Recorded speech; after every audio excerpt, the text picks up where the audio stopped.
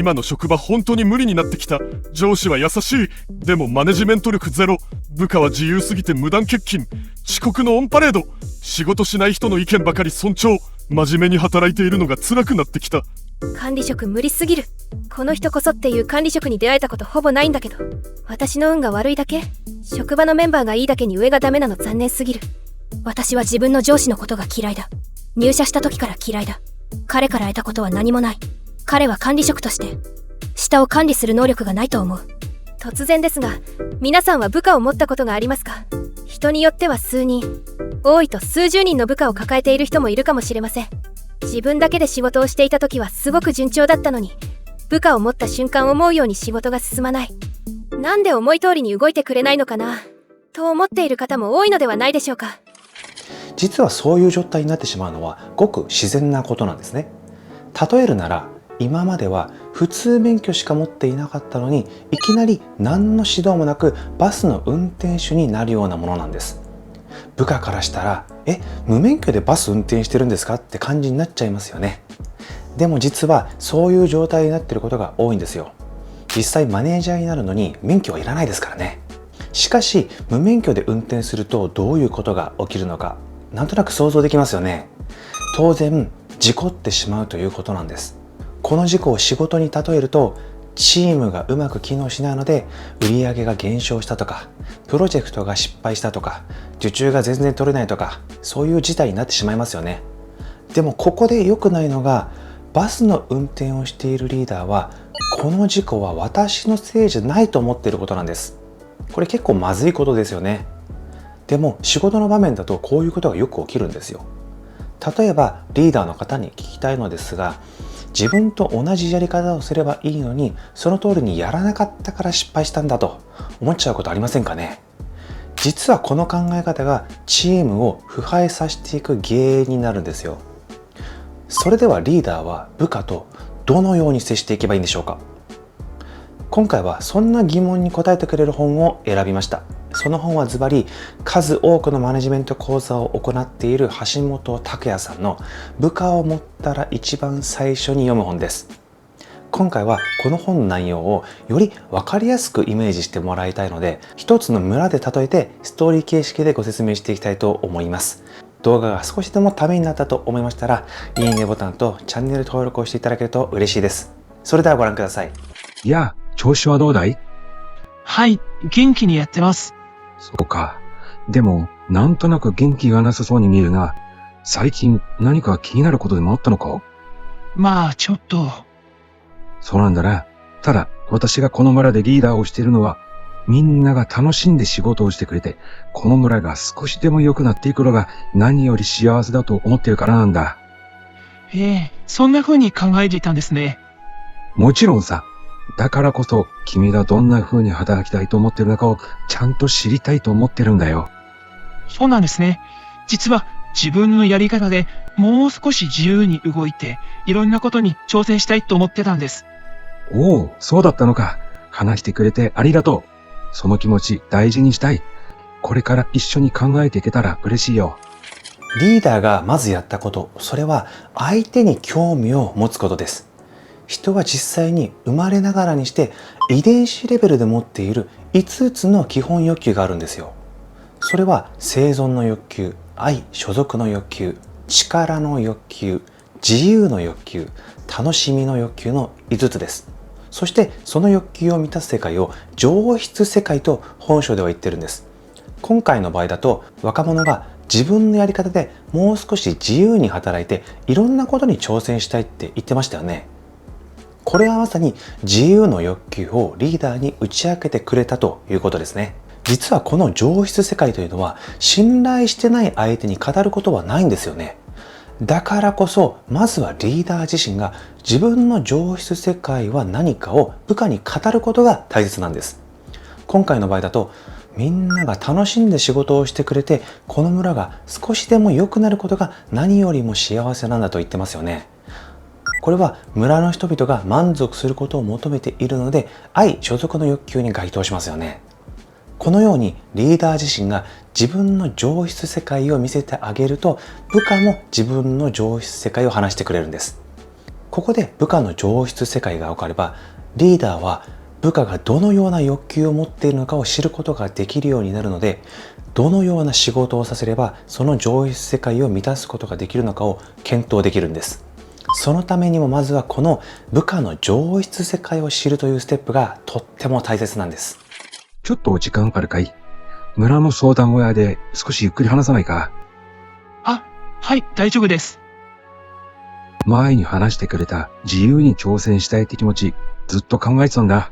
今日は君のこれからについて一緒に整理できたらと思ってね。ありがとうございます。自分でもモヤモヤしていて、どうすればいいのかってずっと悩んでました。そのモヤモヤ、まずは少し言葉にしてみないか？今、君がこの村でどんなことを実現したいと思ってる？そうですね。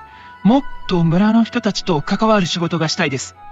今の仕事も嫌じゃないけど、もう少し誰かの役に立ってるって実感がある仕事がしたいなって。なるほど。それが君の目的なんだな。私はね、これを左手と呼んでいる。自分が目指す目的や目標、それをまず大事に握るんだ。左手ですか？そしてその左手を実現するために必要なのが行動だ。これは右手でしっかりと握るんだ。なるほど。確かに今は、ただ与えられたことをこなすだけで、目的とか目標についてはあまり考えたことがなかったです。ここに気づけたのはすごいことだよ。まずは君の目的と目標を具体的にしていこうよ。そしてそれを実現できるように、右手の行動を一緒に考えていこう。はい、やってみたいです。君ならできるさ。もしも具体的な目的がわからないという場合は、一緒に村を見て回ろうじゃないか。何かつかねえかもしれないからね。はい。はい、このシーンではリーダーが部下を相談小屋に呼び101のような場を設けていましたね。最初にリーダーは左手目的目標と右手行動というシンプルでイメージしやすいフレームを作って部下自身の目的目標に焦点を当てるように導いてくれています。また目的目標は言葉で聞くだけではなくて現場で一緒に体験することで明確になっていくこともあるんですよね。人によってはまだ具体的な目的や目標が見えていない場合もリーダーの思いや知識を語ることによって少しずつ明らかになっていくこともあります。最近自分なりに試している新しい作物は全然揃ってないんです。自分では頑張って耕したつもりなんですけど。そうか。おそらく問題は畑の水路かもしれないな。ここが詰まっていたり濁っていたりすると、個人でどれだけ頑張ってもいい作物はできないからな。なるほど。じゃあ水路をきれいにするにはどうしたらいいんでしょうか？水路ってのは誰か一人が頑張ってもきれいにはならない。まずはみんながこの水路をきれいにすることで作物がよく育ち、村が豊かになるという共通目的を持つ必要があるんだ。そしてその目的のためにみんなが協力して水路をきれいにすることが大切だ。そして日々水路をきれいにするためのコミュニケーションも重要になる。自分だけではなく村全体でお互いに協力するのも大切なんですね。その通りや。こうして少しずつみんなの意識が変わっていくことがこの村の力になるんだよ。はい、ここでの水路は組織を支える風土や文化のことなんですね。悪い文化や風土というのは仕事で言えば不平不満を言う人が多い、発言しづらい、問題があってもそのままにしておくという状態のことなんです。こんな状態では個人が頑張っていても成果は出にくくなりますよね。この若者も自分一人で頑張っていましたが、それでは限界があるんですね。だから大切なのはこの水路、いわゆる組織の文化や風土をみんなで少しずつ改善していくことなんですね。とは言っても何を目指してどの状態に改善していけばいいのか、これを語るのがリーダーの仕事なんですね。そして目指すべき共通の目的を設定してチーム全体でその状態を目指すためのコミュニケーションを促していくことが大切なんですね。村で例えると水路をきれいにすることで作物がよく育つ。それを食べる人の住民はより健康的になりよく働く。これと同じように会社でも組織や風土の文化がいいと社員が生き生きと働けるようになって強くて健全な組織を作ることができるようになりますよね。これはすぐにできることではありません。だからリーダーが繰り返し目指すべき組織の風土を示し、そこにメンバーが共感して協力することで、少しずつ組織の風土はきれいになっていくんです。会社には企業理念があると思います。また会社によっては価値観、ビジョンなどもありますよね。リーダーはこれらを漠然と捉えてはいけないんです。リーダーになった方は今一度この価値観やビジョン、企業理念は何だろう、自分たちは何を目指すべきなんだろう、そしてそのために目指すべき組織の風土はどういうものなんだろうということをじっくり考えてみるといいと思います。そしてこれを言語化して職場で伝えてみてください。そうすると目指すべき組織の風土を一人一人が考えるようになり、自分事として捉えられるようになるはずです。今回は君に任せたいと思っている。肥料の種類と撒く量、それぞれの畑に合ったタイミング、すべて君に任せる。そんな大事な仕事を僕に？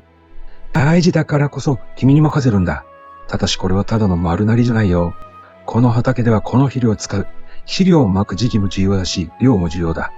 君にも判断できるようになってほしいから、こうして見せておくれ。リーダーはどんなに能力があっても自分でバリバリ仕事をするべきではないんですね。リーダーは部下を育てるのが仕事なんです。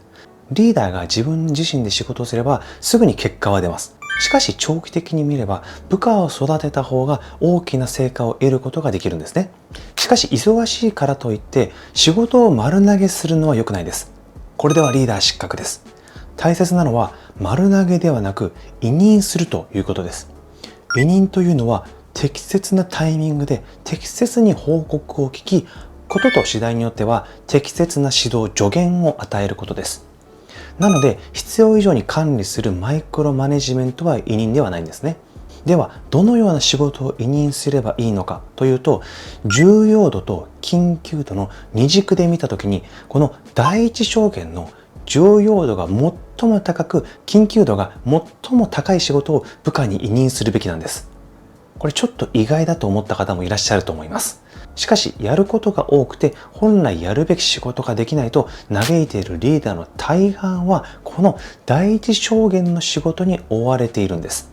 そして本来やるべきこの第二象限の仕事ができないということなんですね。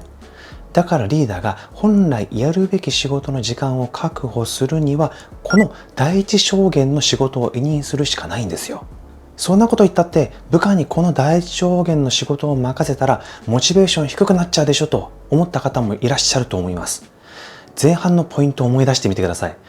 部下がリーダーに対して上質世界を語って目的、目標がある状態になっていれば、この第一象限の仕事が目的、目標につながり部下の成長に大きく寄与する機会になるように工夫してあげる。これが大切なんですね。まさにこれがリーダーの役割なんです。この村はいつまでも私が支えるわけにはいかない。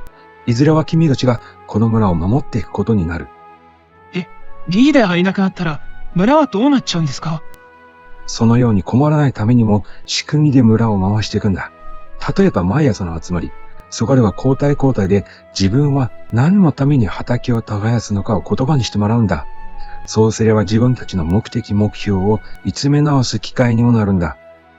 私はこの村の子供たちに美味しい野菜を食べてもらいたくて畑を耕しています。私は遠くの町の人にもこの村の作物を届けたくて育てています。この作物は育てるのも難しいようによく育てられたね。村を代表して感謝の印を送るよ。ありがとうございます。今まで以上に村のために頑張りたいと思います。この村が思いや努力がちゃんと報われる仕組みを持っていれば、誰が引き継いでもずっといい村でいられる。ぜひ頑張ってほしい。ここで大事なのは人が育って終わりではないということなんですね。